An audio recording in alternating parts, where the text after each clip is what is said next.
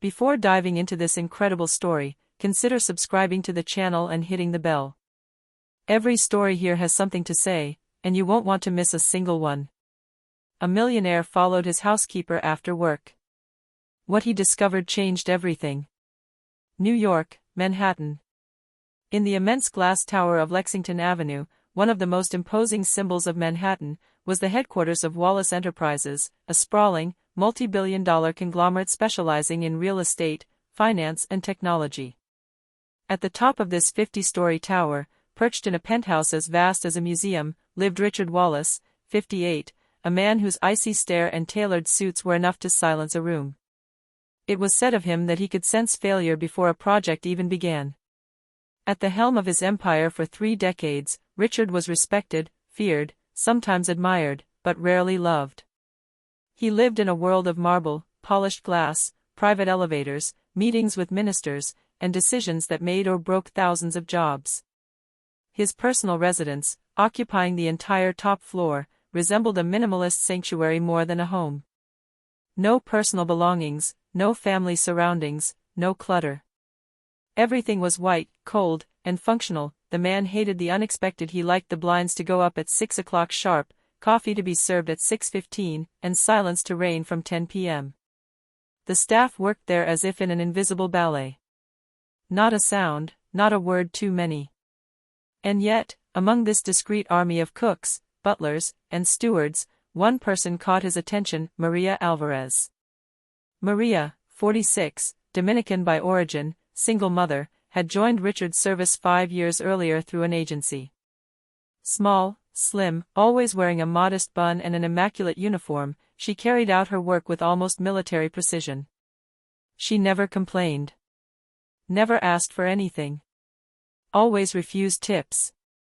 She only answered questions if spoken to, and never looked Richard in the eye. Every day, she cleaned the penthouse from top to bottom. Exotic wood floors, suspended glass walls, marble surfaces. She knew the place of every object, the logic of every drawer, the nature of every task. She demonstrated a natural elegance in her gestures, never giving the impression of rushing or wasting time. And above all, she disappeared as soon as she had finished, silently, like a shadow. But as the weeks went by, something bothered Richard.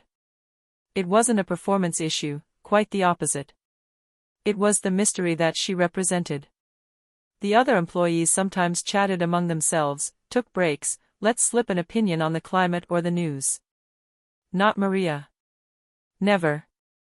And above all, he had noticed a detail that obsessed him more and more. She always wears the same old brown wool coat. Even when it's 30 degrees outside. This coat, scraped at the wrists, fastened with a simple belt of threadbare fabric, contrasted sharply with the cleanliness of her uniform. It clashed with the luxurious surroundings, but Maria wore it as a soldier would wear his uniform. Out of duty, out of habit, perhaps even out of necessity. One day, as he was leaving a tense video conference with foreign shareholders, Richard ran into her in the hallway. She had just finished, her cart neatly arranged, her gaze lowered. "You don't want a driver to drop you off?" "It's raining," he said without thinking. Maria barely raised her eyes, and answered softly. "No, thank you, sir. I'm used to it." She pressed the elevator button and disappeared. What the fuck, the first time that she spoke to him in a way other than nodding her head. And that was enough to plant a seed of curiosity in the businessman's mind.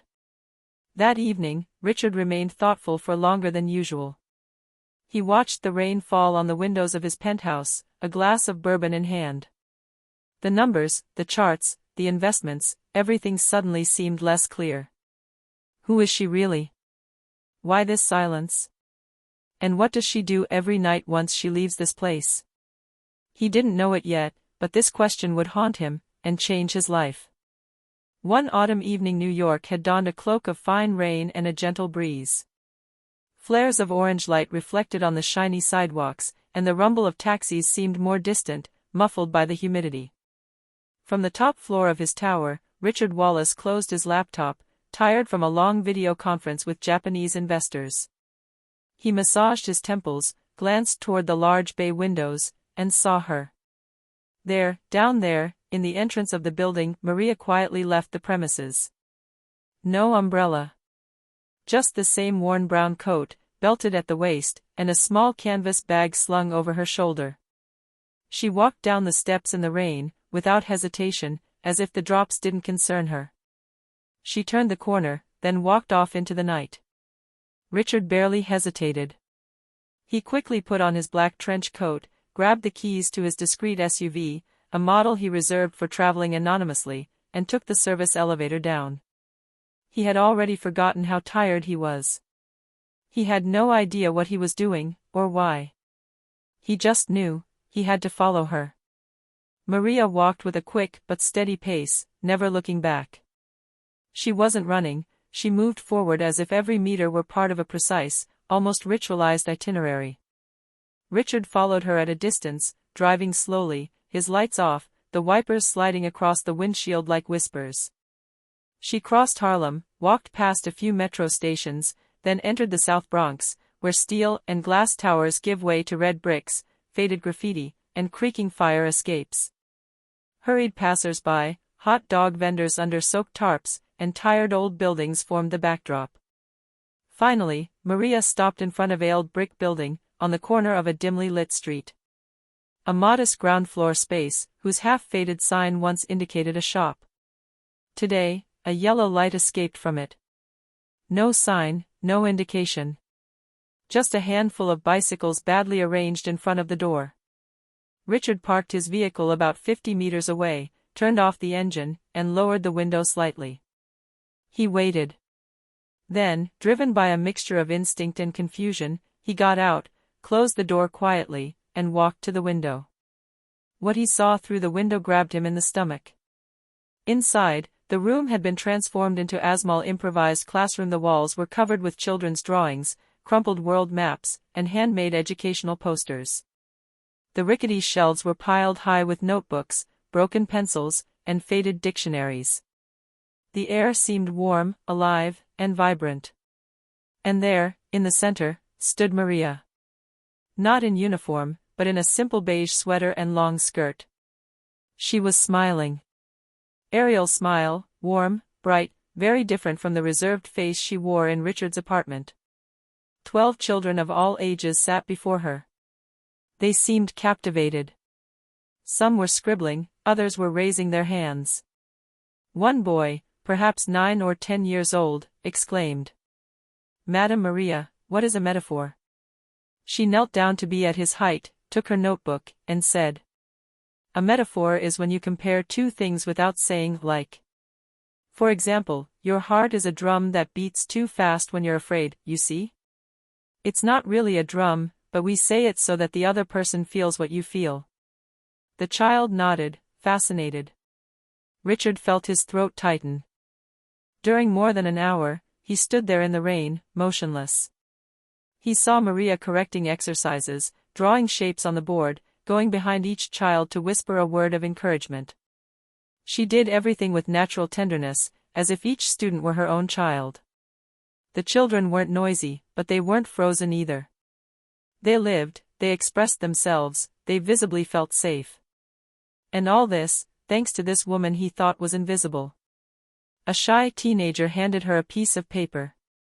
She took it gently, knelt down again, read each sentence quietly, corrected a mistake with a smile, and then said to him, "You've made progress. Really. See, I told you you could do it." 2 hours later, she turned off the lights one by one, after seeing the children off with a personalized goodbye for each one. "See you tomorrow, Malik. Tell your sister I kept her book. And you, Nia, sleep well, you have a big day tomorrow." When she closed the door behind her, Richard hadn't moved. He realized his clothes were soaked. He hadn't noticed the rain that had continued to fall. He stood there for another minute, hands in his pockets, frowning, his heart heavy. He had just witnessed something rare, of brute, of beau. Something that neither money, nor power, nor strategy had ever been able to offer him. "Who is this woman?" he muttered to himself. But the real question, which he did not yet dare to ask, was perhaps, "And what did I do with my life while she was doing that?" The next morning the sky was still heavy with the residue of yesterday's rain, and the windows of the penthouse reflected a metallic gray glint. Richard, who had risen at dawn as usual, didn't sit down in front of his files. He remained standing, motionless in front of the bay window, a lukewarm coffee in his hand. His mind was elsewhere. He saw Maria's smile again, her gentle gestures, the warmth of that room lit by hope more than by electricity. He saw those children again, confident, attentive, happy. And above all, he saw again the silent question he had been asking himself since the day before: how is this possible? And why her? At exactly 8 o'clock, he pressed the intercom. "Julian, come see me." Without delay. A few minutes later, Julian Parker, his personal assistant for 10 years, entered the glass-fronted office. An efficient, loyal young man with a piercing gaze. Richard wasted no time.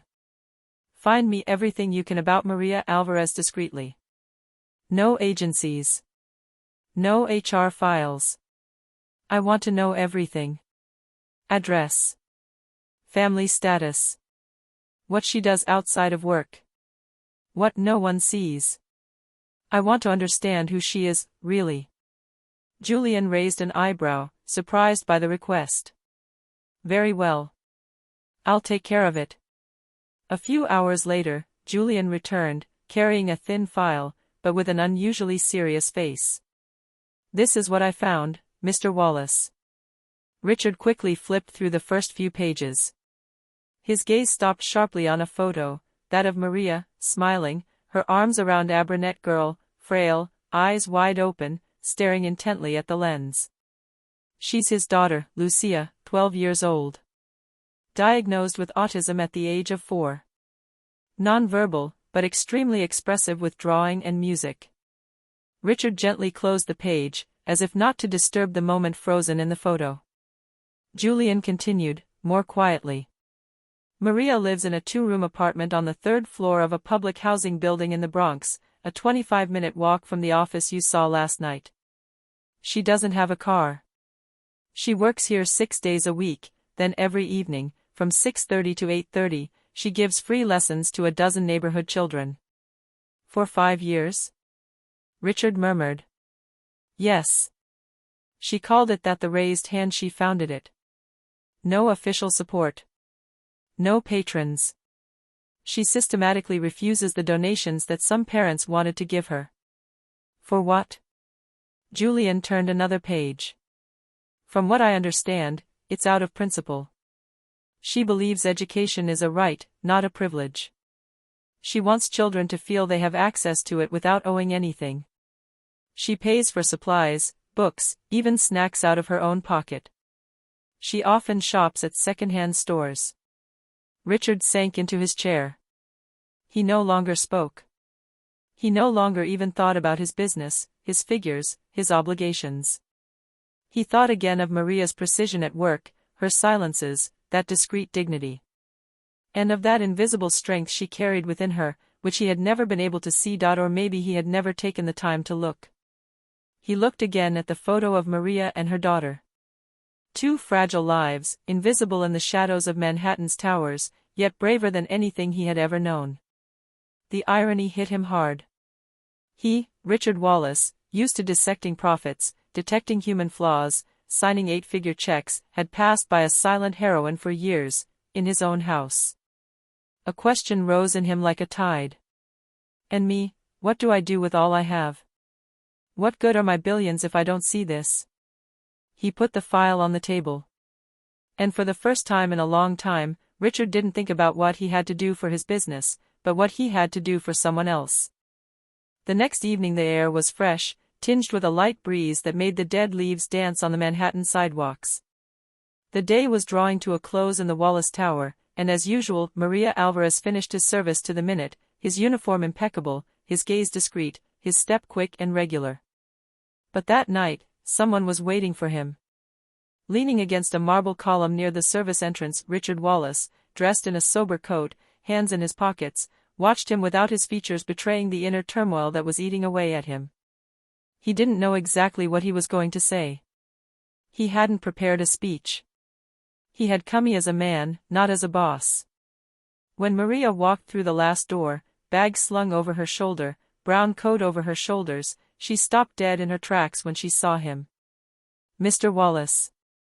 A tense silence hung between them, broken only by the distant roar of a passing bus. Richard took 2 steps forward.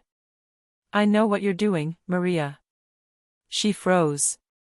Her face remained impassive, but her fingers tightened slightly on the strap of her bag. "You followed me?" He nodded slowly.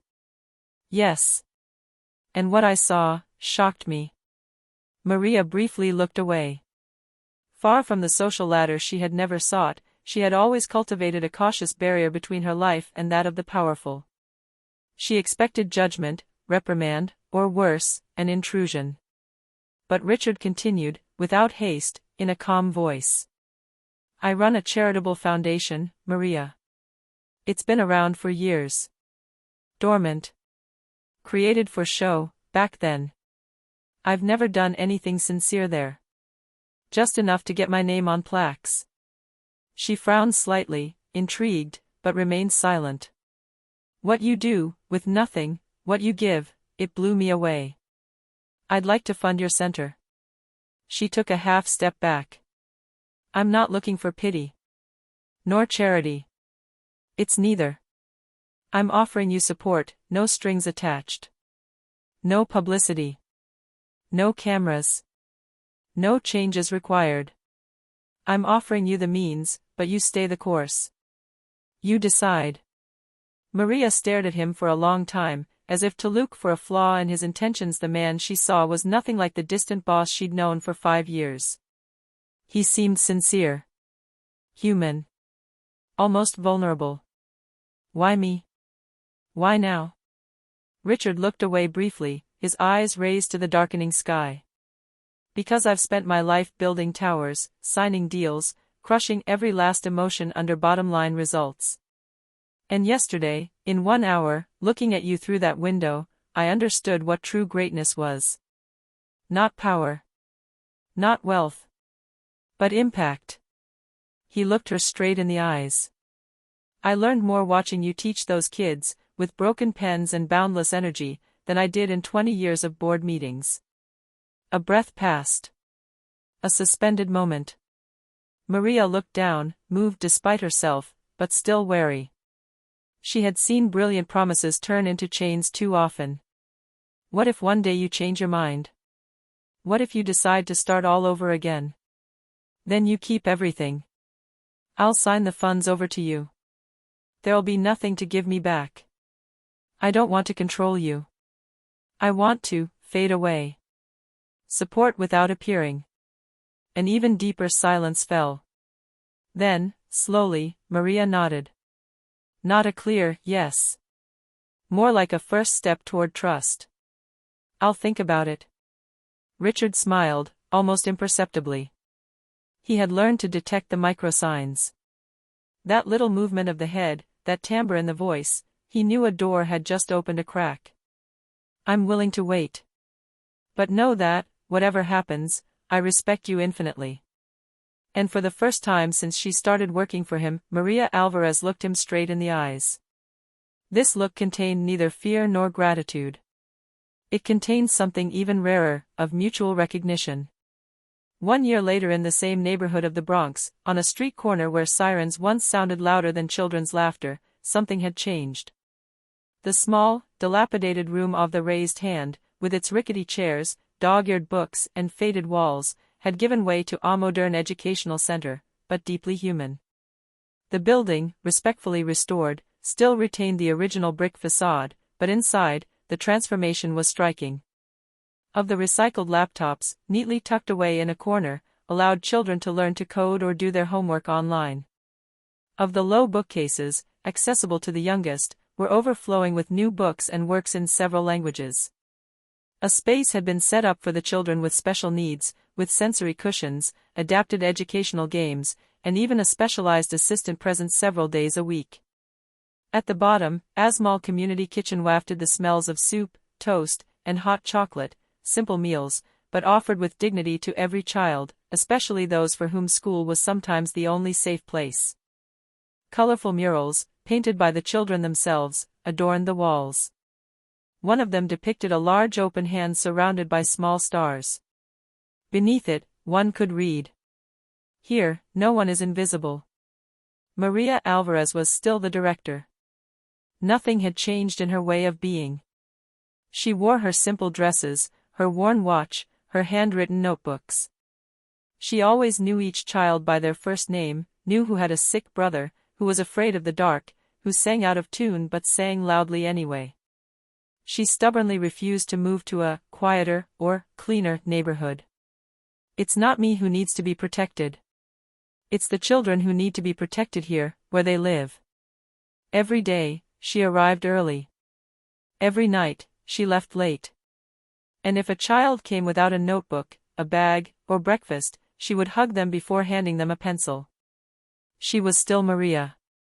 But today, she was no longer alone. As for Richard Wallace, he had kept his word. He had opened the doors of his foundation, not to govern, but to support. He had made sure that the donations were anonymous, that the accounts were managed by an independent committee of which Maria was a member. He refused any interviews on this subject. He never spoke of charity. Just of justice repaired. Sometimes he would come in the evening, without a tie, with a thermos of coffee, and sit at the back of the class while Maria led reading workshops. He said nothing. He listened. And looked. He found himself smiling. Getting moved. Wondering.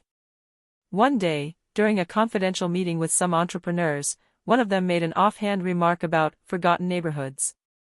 Richard calmly put down his cup, then replied, "This neighborhood taught me that money doesn't change the world. It's hearts like Maria Alvarez's that do." I just followed. A few weeks later, a journalist insisted on meeting Maria. He came to write an article on the Philanthropists of the Year, expecting to discover a sugar-coated success story. He asked her what she thought of the fortune of Richard Wallace, who had become a discreet patron of her center. Maria, sitting at her desk, surrounded by children's drawings and school support files, replied simply, without artifice, "True wealth is not what we own. It's what we share, in silence." And in this silence woven with respect, dignity, and listening, a revolution had begun. Not a noisy revolution. No slogans. No banners.